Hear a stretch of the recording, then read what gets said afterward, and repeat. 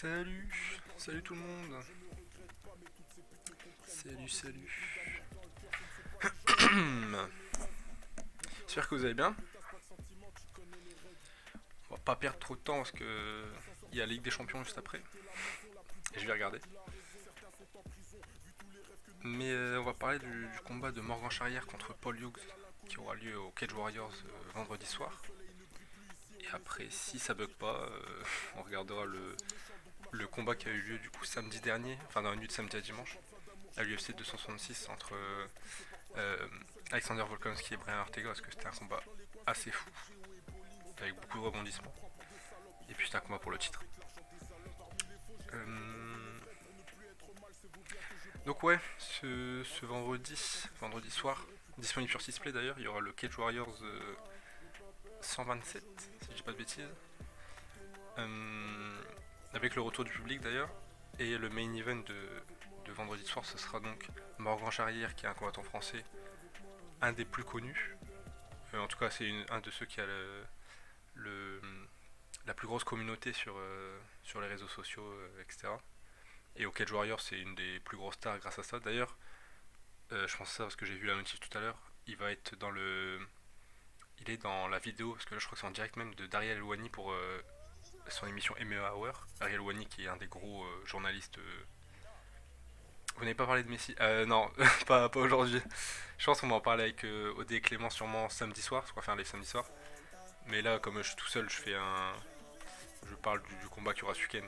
Comme je vais mettre ce- cette preview là, entre guillemets, sur YouTube. Juste baisser ça. Mais ouais, on parlera de Messi samedi, je pense.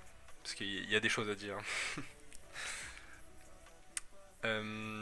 Mais ouais, Morgan Charrière, clairement un des plus connus en France. Et qui est donc dans l'émission d'Ariel Wani. C'est drôle parce que sur l'image qu'a partagé Ariel Wani, il y a genre Demetrius Johnson qui est l'un des meilleurs de tous les temps. Il y a Aljamain Sterling qui est champion à l'UFC. Il y a Valentina Shevchenko, championne à l'UFC aussi. Et à côté, il y a Morgan Charrière qui est au Cage Warriors, donc vraiment organisation européenne, quoi. Donc c'est vraiment stylé, c'est vraiment cool pour lui qu'il ait de la visibilité comme ça aux États-Unis. C'est bien pour sa future arrivée à l'UFC parce qu'il va forcément arriver à l'UFC un moment ou un autre. C'est vraiment cool.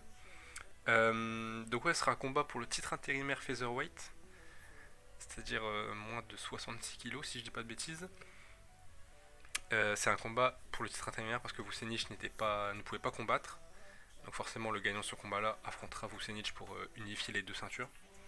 Euh, et forcément Morgan Charrière, son dernier combat c'était une défaite contre Jordan Vucenic à la décision. Donc forcément il veut la revanche lui, donc c'est une motivation de plus pour gagner ce combat. Pour parler un peu de Paulus, que je pense pas que beaucoup de gens le connaissent, il avait perdu par décision partagée contre Jordan Vucenic aussi, au Cage Warriors. Depuis il a combattu... C'est Endin je crois son prénom, son nom de famille plutôt, je sais plus son prénom justement. Je crois que c'est Endin. J'ai vu le combat en plus là il y a pas longtemps. Bon, il avait perdu la décision, mais c'était controversé, hein, clairement, comme pour le combat de Morgan Charrière contre Jordan Vucenic. La plupart des personnes voyaient Paul Hughes gagner le combat. Et moi je pense aussi que c'est le cas, j'ai revu le combat cet après-midi. Il avait, En fait, il a maîtrisé là où se passait le combat pendant la plupart du temps. Il y a que dans le deuxième round est plutôt pour Vucenic, pour ça que c'est très serré quand même. Parce qu'il gère la position en clinch pendant, je pense, bien 2 minutes, ou 1 minute 30 au moins. Euh, Salut OD. Mais ouais, dans le troisième round, il se fait mettre au sol très rapide, enfin, vers la fin du round, il se relève très rapidement, Paul Hughes. Donc, en fait, il maîtrisait vraiment là où ça se passait, même s'il n'y avait pas d'avantage réel de dégâts. Donc ouais, en tout cas, ce combat-là est quand même bien attendu. Et moi, je l'attends particulièrement parce que pour moi, c'est la vraie première défense de ceinture de Morgan, ça aurait dû être contre Paul Hughes, justement. Mais sinon, ouais, c'est un jeune combattant, Paul Hughes, il est très très complet. Il fait vraiment partie de cette génération qui a pas de points faibles, pas de domaine avec des points faibles. Il sait vraiment tout faire. Et puis il sait mixer aussi les choses.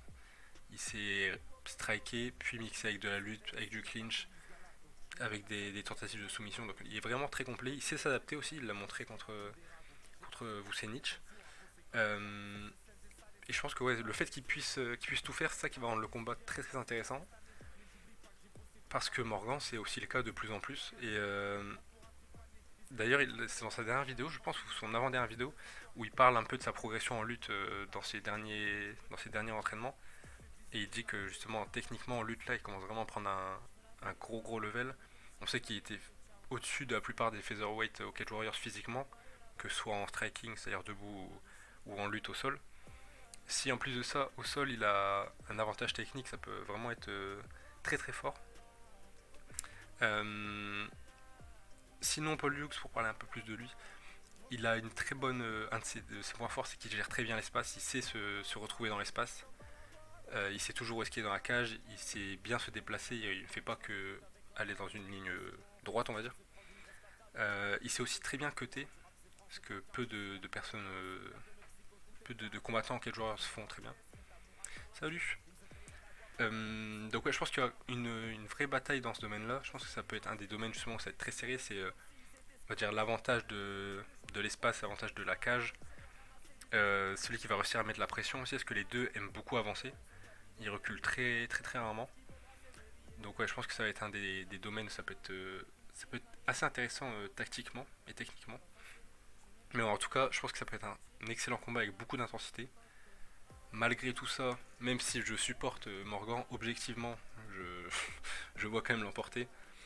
Euh, Déjà parce qu'il a il a plus d'expérience. Je crois que Paul Luc, il n'y a qu'à 7 victoires, une défaite, donc ça fait 8 combats seulement. Je crois que c'est ça son bilan, 7 victoires, une défaite. Morgan, lui, il a je ne sais pas combien de combats. Et au-delà de cette expérience-là, il y a aussi l'expérience des combats en 5 rounds, ce que n'a pas Paul Hughes. Et puis il y a aussi l'expérience de son dernier combat, qu'il perd à la décision.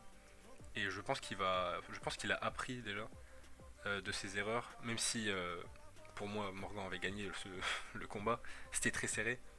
C'est pas une honte non plus que les juges l'aient donné à Vucenic, mais dans l'ensemble, quand même, la très grande majorité des fans de MMA voyaient Morgan l'emporter même à la décision.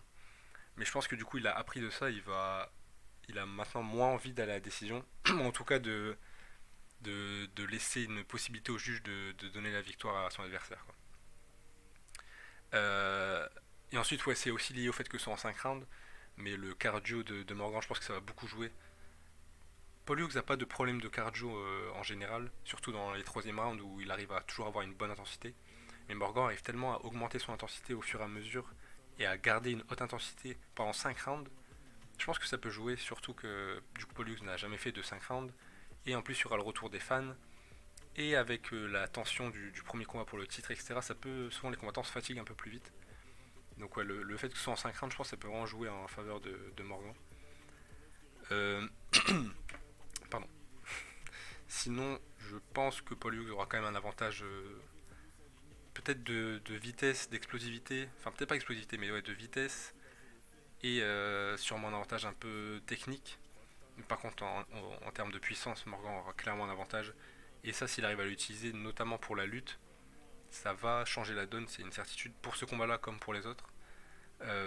Et même que ce soit défensivement en lutte ou offensivement, il peut clairement avoir un avantage tout le temps s'il arrive à imposer sa technique de lutte en fait. Parce qu'il a déjà la puissance.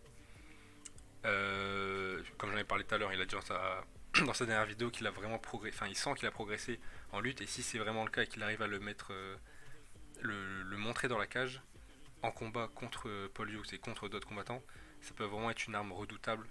Surtout que dans ce genre de combat-là qui s'annonce serré sur le papier, en fait ça peut donner un round de la lutte, dominer un round. Oh, en fait c'est simple. Si tu domines un round pendant 1 minute 30, si tu as une position dominante en lutte pendant 1 minute 30 dans un round, et que le reste est serré, tu gagnes le round. C'est presque une certitude. Bon, les juges du Cage Warriors, bon, ils sont pas toujours très logiques, mais non, normalement, tu gagnes le round. Alors qu'en striking, en plus de ça, tu peux pas te prendre de mauvais coups qui va te sonner. Enfin, si tu domines vraiment la position et que tu sais utiliser ta position dominante, tu vas pas te prendre de mauvais coups. Alors qu'en striking, il y a toujours cette possibilité-là, cet inconnu-là. Donc non, ouais, ça peut vraiment être une arme très importante pour lui. Euh, et enfin, ouais, je pense que le dernier point qui peut être utilisé par Morgan, qu'il n'a pas encore utilisé, c'est ses kicks, et plus particulièrement ses kicks, ses leg kicks en fait. Parce que dans son dernier combat, Paul Hughes contre. Il me semble que c'est Endin. Si je dis pas de bêtises, c'est Endin. Il l'avait vraiment gêné sur les low kicks, les calf kicks plus précisément, donc les low kicks.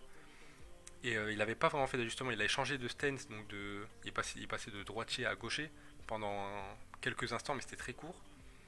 Et déjà, ça montre qu'il avait été gêné. Mais sinon, il n'avait pas fait de vrai ajustement dans. En même temps, en combat, c'est compliqué, hein, mais il n'avait pas fait d'ajustement au niveau de sa garde. Donc, il a vraiment été gêné par ça. Je pense que si Morgan arrive à l'utiliser, ça peut être une grosse arme aussi pour ce combat-là. Et puis, ouais, il met beaucoup de poids sur sa jambe avant, Paul Hughes. Donc, après, il met des leg kicks aussi. Hein. Mais contre Endin, là, il met plutôt des les kicks basiques, on va dire, pas des calf kicks. Donc, ouais, faut voir comment Morgan utilise tout ça. En tout cas, ça peut être un excellent combat. Je suis impatient de le voir. Je pense qu'en plus de ça, Morgan va être très motivé parce qu'il veut sa revanche contre Vucenic. Et bah, la seule façon de l'obtenir, c'est de battre Paul Hughes. En plus de ça, je pense que c'est le dernier contrat de Morgan au Cage Warriors. Je pense qu'après ce contrat-là, il signera à l'UFC. Le fait qu'il soit dans la vidéo d'Ariel Wani, ça confirme encore un peu plus, hein, clairement. Donc ouais, je pense que là, chaque combat, chaque victoire qui passe pour Morgan, ça le rapproche de l'UFC. Et on sait que c'est l'objectif principal pour lui. Donc je suis impatient de voir ça. Si jamais vous êtes sur YouTube, abonnez-vous. Bisous, je vous aime, que du love.